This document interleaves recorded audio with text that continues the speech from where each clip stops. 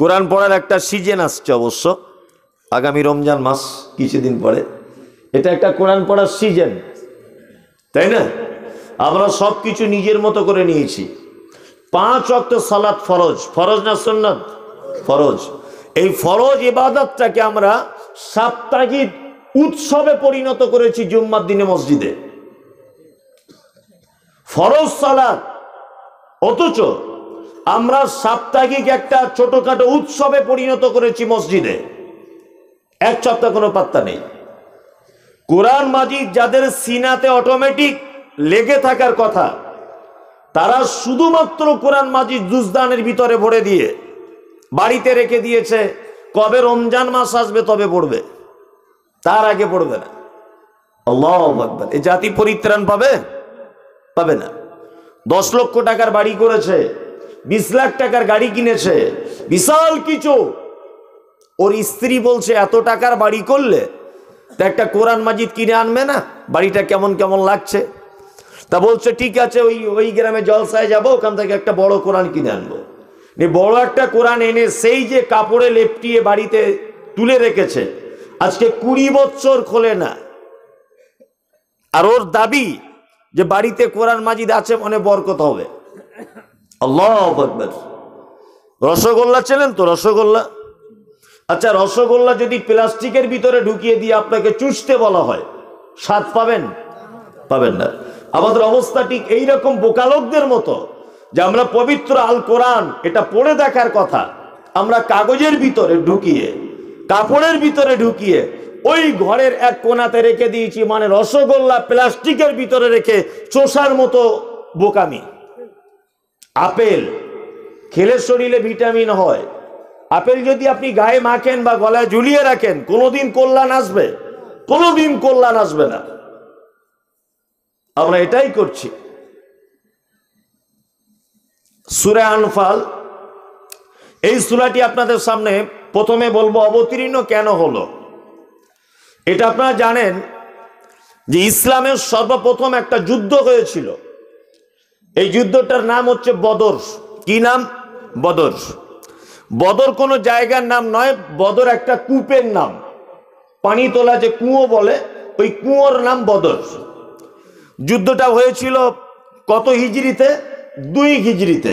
মনে রাখবেন, এগুলো খুব ইম্পর্টেন্ট। ইসলামিক কোথাও কুইজ হলে এগুলো আপনি বলতে পারবেন, এত ভেঙে আপনাকে কেউ বলবে না। 2 হিজরিতে যুদ্ধটা সংগঠিত হলো। মুসলিম সৈন্য ছিল 313 জন। কতজন? 313। আর বিপক্ষের সৈন্য মুশরিকদের, তাদের সৈন্য ছিল 1000 জন। যুদ্ধ হলো। রাসূল সাল্লাল্লাহু আলাইহি ওয়াসাল্লাম নিজে এই যুদ্ধতে ছিলেন। 1 2 নম্বর হচ্ছে যে আল্লাহ নবী সাল্লাল্লাহু আলাইহি ওয়াসাল্লাম 313 জন মানুষকে নিয়ে ঈমানি শক্তিতে তিনি এই যুদ্ধতে জয়লাভ করেছিলেন। আর বেঈমান মুশরিকেরা, তারা তাদের মাল, তারা তাদের খাবার যা যুদ্ধের জন্য এনেছিল, স্টক করেছিল, সেই খাদ্য খাবারগুলো ফেলে দিয়ে তারা সবাই চলে গেল, ময়দান ছেড়ে পালিয়ে গেল। আল্লাহু আকবার। এই যে মালগুলো রাসূলুল্লাহ বললেন যে ওরা যে মাল ফেলে দিয়ে গেছে, ওই মালগুলোকে আমার কাছে আনো। আল্লাহ রসুলের কাছে জমা করা হলো। আল্লাহ রসুল জমা করে রাখলেন। রাখার পরে এবার সাহাবীদের ভিতরে দ্বন্দ্ব, আপোষ, একটু মনোমালিন্য। কেমন? কিছু সাহাবীরা বলছেন আল্লাহ নবী, আমরা তো ইয়াং, যুদ্ধতে তলোয়ার আমরা চালিয়েছি, এ মালগুলো সব আমাদের হক। আবার বুড়োরা বলছে আল্লাহর নবী, আমরা তলোয়ার চালাতে না পারলেও আমরা তো ইয়াং জেনারেশনদেরকে তলোয়ার হাতে তুলে দিয়ে সহযোগিতা করেছি, এটা আমাদের। 2-3টে ভাগ হয়ে গেল। সাহাবীরা আপোসের ভিতরে একটা মতবিরোধ যখন দেখা দিচ্ছে, আল্লাহ নবী সাল্লাল্লাহু আলাইহি ওয়াসাল্লামের কাছে জানতে এসেছেন যে এই যুদ্ধের অবশিষ্ট মালগুলি কাদের। আল্লাহ তাআলা কোরআন অবতীর্ণ করলেন। নবীজিকে বলছেন, ইয়াসআলুনাকা আনিল আনফাল, নবী আপনাকে যুদ্ধের মাল সম্পর্কে জিজ্ঞাসা করা হচ্ছে, আপনি বলুন কুলিল আনফালু লিল্লাহি ওয়ার রাসূল।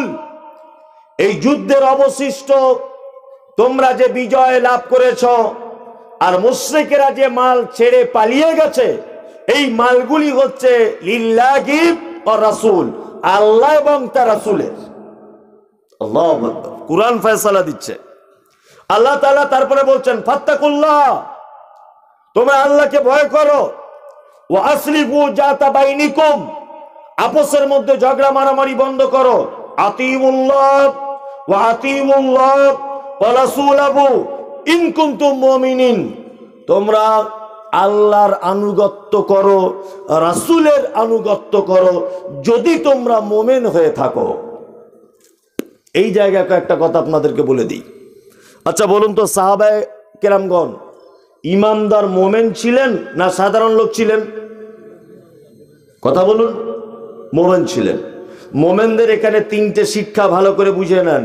এক, আল্লাহ তাআলা বলছেন ওয়াসলিহু যাতা বাইনিকুম, আপসের মধ্যে ঝগড়া মারামারি বন্ধ করো। এটা একটা শিক্ষা।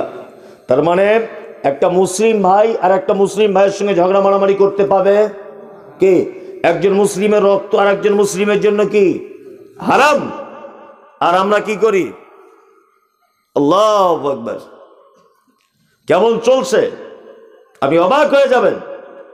উপনির্বাচন হয়েছে সাগরদিঘির মাটিতে মুর্শিদাবাদে, দেখেছেন তো 2-4 দিন আগে উপনির্বাচন।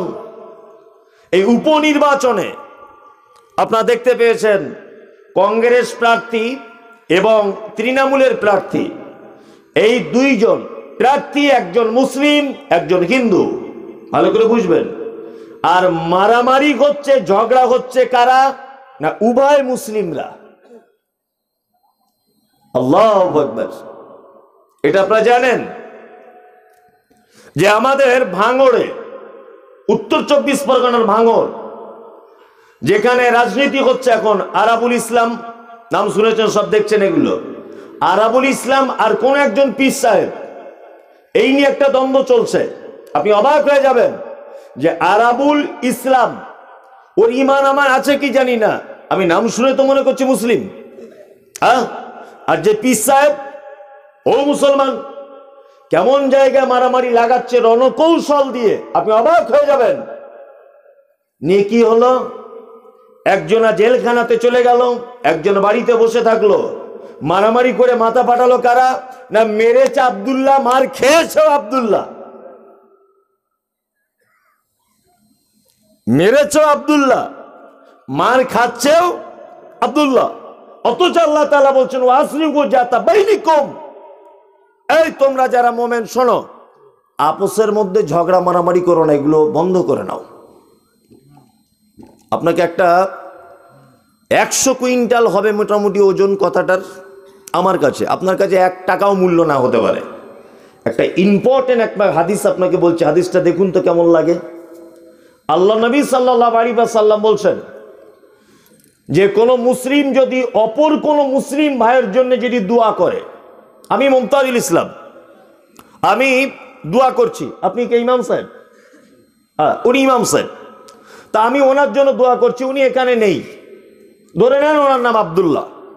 তা আমি দোয়া করতে করতে বলছি, আল্লাহ ইমাম সাহেব আব্দুল্লাহ ভাই বড় বিপদে আছে, আল্লাহ তুমি ওকে ভালো করে দাও, ও পাপ মাফ করে দাও, ওর আর্থিক অবস্থা খারাপ, আল্লাহ আর্থিক অবস্থায় বরকত দাও, দোয়া করছি আমি।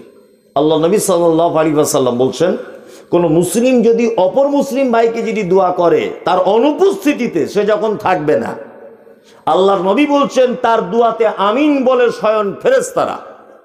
কারা আমিন বলে? ফেরেশতারা। তাহলে আমি দোয়া করলাম ওই লোকটার জন্য, আমার দোয়া আমিন কে বলল? ফেরেশতারা। এইবার আপনাকে বলছি, আচ্ছা আমি মুমতাজুল ইসলাম, আমি একজন মানুষ, আচ্ছা আমার দোয়া যে কবুল হবেই কোনো গ্যারান্টি আছে? আছে? নাই। এবার বলুন, আল্লাহ নবী সাল্লাল্লাহু আলাইহি ওয়াসাল্লাম তারপরে বলছেন মুমতাজুল ইসলাম যে ওর, আল্লাহ নবী আমার নাম করে বলছেন না, বোঝানোর জন্য বলছি যে মুমতাজুল ইসলাম যে ওর জন্য দোয়া করছে, ওর ভাই এখানে নেই, আমার দোয়াতে আমিন বলছে কে? ফেরেশতা। এবার ফেরেশতারা আমিন বলার পরে তারা দোয়া করে বলে, আল্লাহ যে লোকটা তার ভাইয়ের জন্য যেটা চাইছে তার থেকে উত্তম জিনিস আগে একে দাও, তারপরে ওর ভাইকে দাও। আচ্ছা বলুন তো, লাভ হলো না লস হলো? আমার দোয়া পেলে এই লোকটা, আমি মানুষ, আমার দোয়া কবুল হতেও পারে নাও পারে, আর আমি কার দোয়া পেলাম? ফেরেশতাদের দোয়া পেলাম। তাহলে আমার লস না লাভ? লাভ। আমরা কি করি তো